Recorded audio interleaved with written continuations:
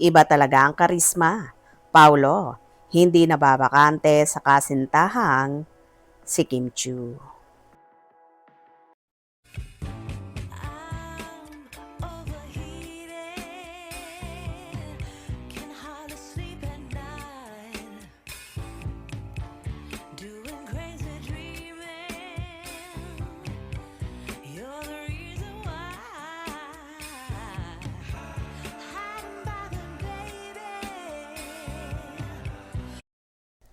Napakaswerte naman ang kapamilya actor at The Alibay lead star na si Paulo Avellino dahil siyang nanalong Outstanding Asian Star Philippines sa 2026 Seoul International Drama Awards, ang taunang award-giving body in Seoul, Korea na nagbibigay ng parangal o pagkilala sa outstanding actor o actress na nagpakita ng significant impact sa nakalipas na taon sa larangan ng telebisyon na dumaan sa votation na nagsimula noong June 15 to July 15, 2026 mula sa 230 na bansa at regions. Ang nominees at winners ay nagmumula sa 6 na bansa at kasama rito ang Korea, China, Singapore, Thailand, at ang Pilipinas.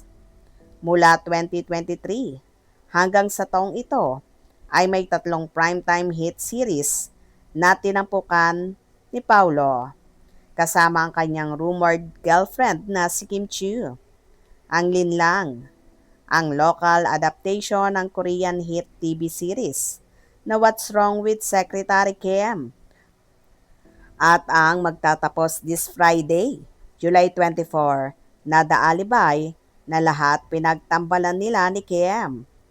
Ang annual star-studded Seoul International Drama Awards ay nakatakdang mangyari sa buwan ng Oktubre in Seoul, Korea.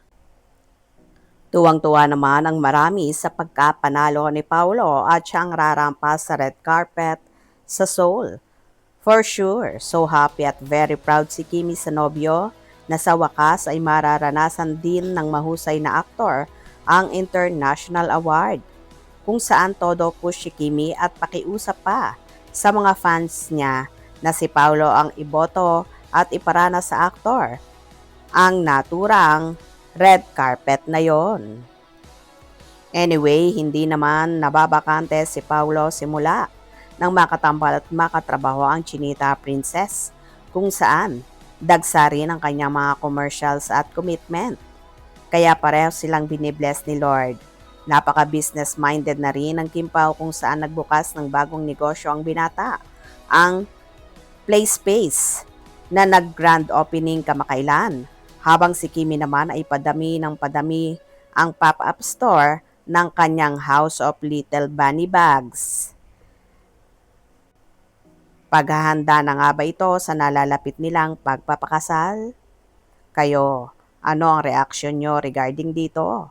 Hope you enjoyed. Please subscribe for more info.